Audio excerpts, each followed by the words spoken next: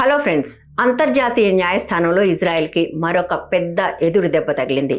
October 7న Hamas జరిపిన దాడిని సాకుగా తీసుకుని ఇజ్రాయెల్ పాలస్తీనాలో జాతి హననానికి పాల్పడుతుంది అంటూ దక్షిణాఫ్రికా అంతర్జాతీయ న్యాయస్థానంలో ఒక పిటిషన్ వేసింది.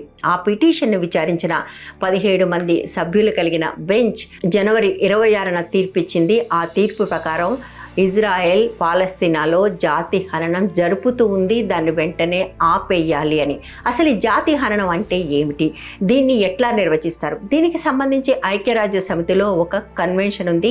దాన్ని జినోసైడ్ కన్వెన్షన్ అంటారు, లేదా జాతి హననం కన్వెన్షన్ అని కూడా అంటారు. 1948 డిసెంబర్ 9న ఈ కన్వెన్షన్ని పాస్ చేసినప్పుడు 153 సభ్య దేశాల్లో వెంటనే సంతకం పెట్టింది 41 దేశాలు, అందులో ఇజ్రాయెల్ కూడా ఉంది. మిగిలిన దేశాలు ఆ తర్వాత కాలంలో సంతకం పెట్టాయి, కొంతమంది మాత్రం ఇప్పటికీ పెట్టలేదు, ఒక గుప్పెడు మంది. అయితే మీరు సంతకం పెట్టినా పెట్టకపోయినా కూడా అంతర్జాతీయంగా ప్రతి దేశము ఈ చట్టానికి లేదా ఈ కన్వెన్షన్కి లోబడి ఉండాల్సిందే అనేది ఈ కన్వెన్షన్ సారాంశం.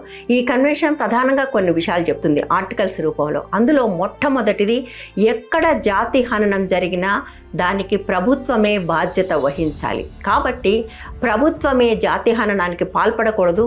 ప్రభుత్వం కాకుండా ప్రైవేటు వ్యక్తులు లేదా సంస్థలు జాతి హననం చేస్తుంటే ఆపాల్సిన బాధ్యత ప్రభుత్వానిది. అట్లాగే జాతి హననం జరగకుండా నిరోధించడానికి అవసరమైన చర్యలు, చట్టాలు రెండూ కూడా చేపట్టాలి. జాతి హననం చేసిన వాళ్ళని విచారించి వాళ్లకు శిక్షలు వేయాలి. ఈ కన్వెన్షన్ ఆధారంగా ఇజ్రాయెల్ అన్ని రకాల ఉల్లంఘనలకు పాల్పడుతూ ఉంది అని కోర్టు నిర్ధారించింది. విచారణ సందర్భంగా అనేక వాదోపవాదాలు జరిగాయి. ఇజ్రాయెల్ ప్రవేశపెట్టిన ప్రతి వాదన కూడా వేగిపోయింది, ఆధారరహితమని తేలిపోయింది. ఇజ్రాయెల్ అనేక అబద్ధాలు కోర్టు ముందు మాత్రమే కాదు, ప్రపంచం ముందు కూడా చెప్తూ వచ్చింది. కేవలం ఇజ్రాయెల్ మాత్రమే కాదు, ఇజ్రాయెల్ స్నేహితులైన బ్రిటన్, అమెరికా కూడా పచ్చి అబద్ధాలు ఈ యుద్ధానికి సంబంధించి ఆడుతున్నాయి. హమాస్ చేస్తున్న నరమేధం అంటూ వాళ్ళు విడుదల చేసిన ఫోటోలు, వీడియోలు కూడా పచ్చి అబద్ధం అని తేలిపోయింది. సో అబద్ధాల ఆధారంగా జరుగుతున్న ఈ జాతి హననాన్ని వెంటనే ఆపేయాలి అనేది కోర్టు ఇచ్చిన తీర్పు. చాలామంది ఇది మొదలైంది హమాస్ దాడితో అనుకుంటారు, బట్ అది వాస్తవం కాదు. 1948లో బ్రిటిష్ వాళ్ళు పాలస్తీనాను వెళ్ళిన మరుక్షణమే ఇజ్రాయెల్ పాలస్తీనా మీద దాడి ప్రారంభించింది. ఎవరికైనా దీనికి సంబంధించిన డీటెయిల్స్ కావాలంటే నిజ జీవిత కథ ఆధారంగా చేసిన ఒక సినిమా ఉంది, ఫరా అని, నెట్ఫ్లిక్స్లో ఉంది, మీకు చూడండి. ఇట్లా బ్రిటిష్ వాళ్ళ వాహనాలు దేశం నుంచి వెళ్ళిపోయాయో లేదు, ఇటు నుంచి ఇజ్రాయెల్ సైనికులు వచ్చి పాలస్తీనా గ్రామాల మీద, పట్టణాల మీద పడి విచక్షణారహితమైన దమనకాండ చేశారు. అప్పటి నుంచి ఇప్పటిదాకా పాలస్తీనా మీద వాళ్ళ పని చేస్తూనే ఉన్నారు. దానికి సాక్ష్యం ఏంటంటే కొన్ని డజన్ల సార్లు యునైటెడ్ నేషన్స్లో దీనికి సంబంధించిన చర్చ రావటం, యునైటెడ్ నేషన్స్ ఇజ్రాయెల్ చేస్తున్న దాడుల్ని ఖండించడము, వాళ్ళని వెనక్కి పోవాలని చెప్పటం. కానీ వాళ్ళ పక్కన ఇద్దరు పెద్దన్నలు బ్రిటన్, అమెరికా నిలబడి ఈ దాడుల్ని ప్రోత్సహిస్తూ రావటం వల్ల అవేవి చెల్లకుండా పోయాయి. హమాస్ చేసింది ఎదురు దాడి మాత్రమే, హమాస్ దాడులు మొదలు పెట్టలేదు. 1948 నుంచి కూడా ఇజ్రాయెల్ దాడులు చేస్తూనే ఉంది. కనీసం 30 లక్షల మంది పాలస్తీనియల్ని దేశం నుంచి వెళ్ళిపోయేలాగా చేసింది లేదా చంపేసింది. అక్టోబర్ 7 నుంచి జనవరి 26 వరకు పాలస్తీనాలో లెక్క తేలిన శవాల సంఖ్య 26,000. గాజా అనే ఒక చిన్న స్ట్రిప్లో, మన దగ్గర ఉండే ఒక చిన్న టౌన్ లాంటి ప్లేస్లో 26,000 శవాలు ఇప్పటికి దొరికాయి. ఇంకా శిథిలాల కింద ఎన్ని శవాలు ఉన్నాయో తెలియదు. వాళ్ళు స్కూళ్ళ మీద, హాస్పిటల్స్ మీద, ఇళ్ల మీద, అపార్ట్మెంట్స్ కాంప్లెక్స్ల మీద విచక్షణారహితంగా బాంబులు వేస్తున్నారు. పసిపిల్లలతో సహా అనేక మంది అత్యంత దారుణమైన మరణాలకు గురవుతున్నారు. బతికి ఉన్న వాళ్ళు దుర్భరమైన జీవితాన్ని కొనసాగిస్తున్నారు.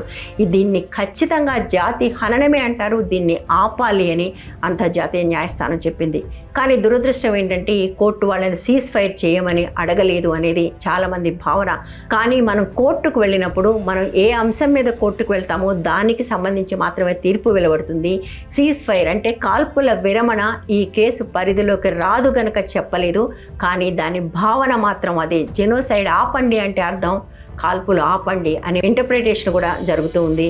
కానీ విషాదం ఏంటంటే యుద్ధ నైరాలు చేయటం అలవాటైన పాశ్చాత్య దేశాలు వాటి అండతో 75 ఏళ్లుగా అదే నేరం చేస్తున్న ఇజ్రాయెల్ న్యాయస్థానం తీర్పుని శిరసావహిస్తాయా అన్నది ప్రశ్న. ఈ తీర్పును కూడా ఇజ్రాయెల్ పట్టించుకుంటుందా పట్టించుకోదా అనేది ఒక ప్రశ్న అయితే, పట్టించుకున్నా పట్టించుకోకపోయినా చరిత్రలో ఇజ్రాయెల్ ఒక దోషిగా ఉంటుంది అనేది మాత్రం వాస్తవం. ఎందుకంటే ఇదే ఇజ్రాయెల్ ఇటువంటి జాతి హననానికి గురైంది. ఇవాళ వాళ్ళకి సపోర్టుగా ఉన్న క్రైస్తవ సోదరులు 1000 ఏళ్ల పాటు వాళ్ళని తరిమి కొట్టారు. ఎందుకంటే యేసుకు సిలువ వేసింది యూదులు కాబట్టి. ఈరోజు ఇద్దరి రాజకీయ ఆర్థిక అవసరాలు ఒకటి కావడంతో మరొక జాతి మీద పడి జాతి హననం కొనసాగిస్తున్నారు. యూదులపై జరిగిన జాతి హననాన్ని, హోలోకాస్ట్ని చూపించి ఈ రోజుకి కూడా ప్రపంచవ్యాప్తంగా సానుభూతిని పిండుకునే ఇజ్రాయెల్ అదే పని చేస్తుంది అనేది అంతర్జాతీయ న్యాయస్థానం సాక్షిగా మరోసారి రుజువైంది. ఇటువంటి నేరం చేసిన జర్మనీ వాళ్ళు ఎట్లా సిగ్గుపడుతుందో, ఏదో ఒకరోజు ఇజ్రాయెల్లో కూడా మానవతావాదులది పై చెయ్యి అయినప్పుడు తప్పకుండా సిగ్గుపడే ఒక రోజు వస్తుంది. అప్పటిదాకైతే క్లియర్గా అర్థమైంది ఏంటంటే ఇజ్రాయెల్ జాతి హననం చేస్తుంది, అబద్ధాలు చెప్తుంది, దానికి తోడుగా నిలబడిన పాశ్చాత్య దేశాలు పచ్చి అబద్ధాలు చెప్తూ ఉంది అని. ఇది వాటి వీడియో. ఈ వీడియో కానీ మీకు నచ్చినట్లయితే లైక్ చేయండి, షేర్ చేయండి, ఛానల్ని సబ్స్క్రైబ్ చేయండి, ఛానల్లోని మెంబర్స్గా చేరండి. ఛానల్ నడవడానికి అది చాలా ముఖ్యం. Thank you.